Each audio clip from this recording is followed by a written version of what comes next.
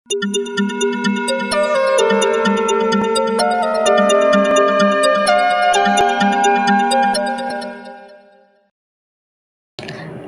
பயிற்சியில இந்த 2 விஷயங்களை நினைவில் வைத்துக் கொண்டால் போதும், யோகா மிக சிறப்பானதாக ஆகிவிடும். மனம் அலைப்பாய்வது கூட நின்றுவிடும். நல்ல சிந்தனைகளுடன் யோகத்துல நிலைத்திருக்க முடியும்.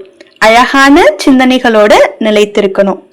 இப்ப இந்த அழகான சிந்தனை என்ன செய்கிறது என்றால், அழகான சிந்தனை நம்மளுடைய மனதை ஆனந்தப்படுத்துகிறது. மனதினுடைய உணவு நல்ல எண்ணங்கள் தான். மனம் ஆனந்தமா ஆயிடுச்சுனாலே அது இயல்பாவே அமைதியாயிடும். இப்போ 5 சொரூபம் பயிற்சி இருக்கு. இப்போ இதுல ஆத்மா அனாதி சொரூபம் என்பது நம்ம நினைவு பண்ணோம்னா எவ்வளவு அழகான எண்ணங்கள் வருகின்றது. அவ்வளவு சிறந்த நிலையும் உண்டாகும்.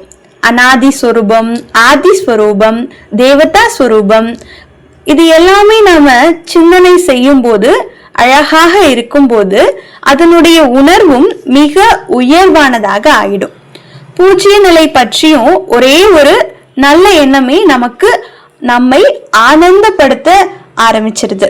அதாவது பூஜ்ய ஸ்வரூபம்னு சொல்லும் போதே நம்ம பூஜ்ய நிலைக்கு போயிடுறோம். அப்ப என்ன ஆகுது, நமக்கு ஒரு நல்ல ஆனந்தமயமான எண்ணம் உண்டாகுது இல்லையா?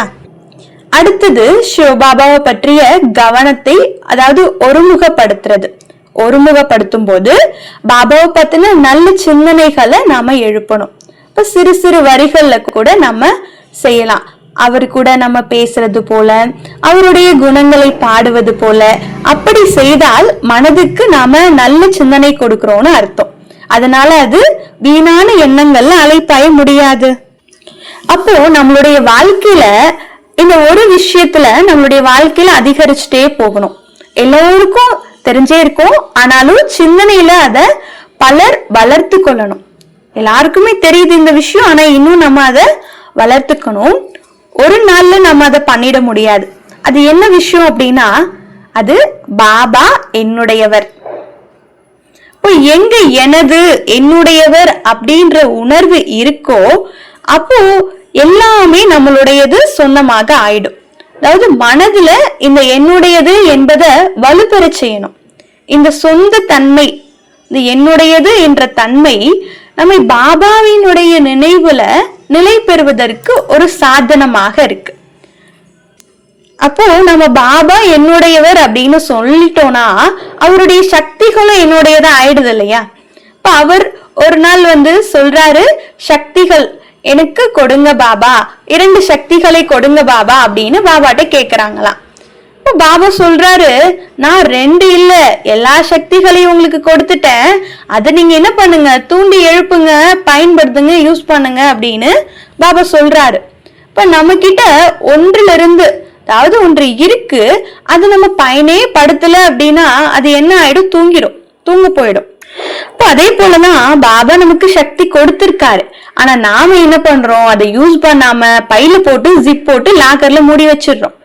பிறகு பாபா இன்னும் கொடுங்கன்னு கேக்குறோம். பாபா சொல்றாரு, நான் ஏற்கனவே கொடுத்ததே நீங்க என்ன யூஸ் பண்ணல, அதை எடுத்து முதல்ல யூஸ் பண்ணுங்க, எழுப்பி பயன்படுத்துங்க அப்படின்னு சொல்றாரு. இப்போ எனது என்னுடையவர் இத ஆழமாக தியானியுங்க. நம்முடைய தொடர்பை பெருக்கிக்கோங்க.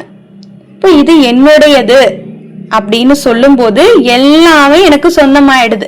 பாபா என்னுடையவர்னு சொல்லிட்டாலே பாபாவோட சக்திகள் எல்லாமே எனக்கு சொந்தமாயிடுது. இப்ப இது சொல்வதால மட்டும் புரியாது, இத மிக ஆழமான சிந்தனை பண்ணணும், சிந்தனை செய்ய வேண்டும். இப்ப கூட பல பிராமண ஆத்மாக்கள் பாபா கிட்ட கொஞ்சம் தூரமா இருக்கிறாங்க. என்ன அப்படின்னா, பாபா கிட்ட பயம் இருக்கு, ஒரு கோரிக்கை இருக்கு. அப்ப இதுதான் தூரம் ஆக்குது, பாபாவையும் நம்மளையும் தூரம் ஆக்குறதே இதுதான். அப்ப அது முற்றிலுமாக மறைந்து போகணும். அது போகிறதுக்கு ஒரே வழி என்ன அப்படின்னா, இந்த என்னுடையவர் என்ற உணர்வை இன்னும் நாம அதிகரிக்கணும். நம்ம எல்லார்கிட்டயுமே என்னுடையவர் என்ற உணர்வு இருக்கு, ஆனா கம்மியா இருக்கு. அதை நம்ம எவ்வளோ அதிகப்படுத்துறோமோ அந்த அளவுக்கு நம்ம யோகத்துல ஈஸியா இருக்க முடியும். எளிய மனம் கொண்டவரே எளிய யோகி, அதாவது சகஜ யோகி. இப்போ நம்ம சகஜ யோகியான என்ன ஆகலாம், சகஜ யோகி தான் விஸ்வராஜ்ய அதிகாரியாக ஆக முடியும். இது பாபா அவ்யக்த முரளியில சொல்லியிருக்காரு. அவ்யக்த முரளியில சொன்ன மகா வாக்கியம். சகஜ யோகி அப்படின்னா நாம நம்மளுடைய காரியங்களை செஞ்சாலும் புத்தி எங்க இருக்கணும்? பரம்பிதா பரமாத்மா கிட்ட இருக்கணும். அப்போ நம்ம நடந்தாலும் சுற்றினாலும் எது பண்ணாலும் நம்மளுடைய புத்தி நிராகாரத்துல, அதாவது பரந்தாமத்துல நம்மளுடைய தொடர்பு இருக்கணும்.